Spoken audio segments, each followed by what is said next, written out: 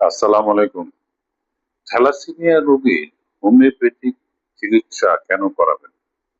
Main কারণ হলো যে আপনার থ্যালাসেমিয়া রোগীর চিকিৎসা হোমিওতে করালে আপনার থ্যালাসেমিয়া রোগীর যে লক্ষণগুলি সেগুলি আস্তে, আস্তে বিলুপ্ত হয়ে যায়।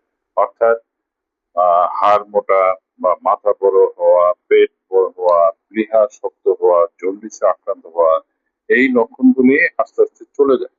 যেটা এলোপ্যাথিক চিকিৎসায় আপনার বাঁচিয়ে রাখার জন্য যে ব্লাড দেওয়া হয়, সেই ব্লাড দেওয়ার পরেও কিন্তু এই থ্যালাসেমিয়ার লক্ষণগুলি থাকে। সবসময় দেখা গেল যে তার এই লক্ষণগুলি আস্তে, আস্তে বাড়তে থাকে।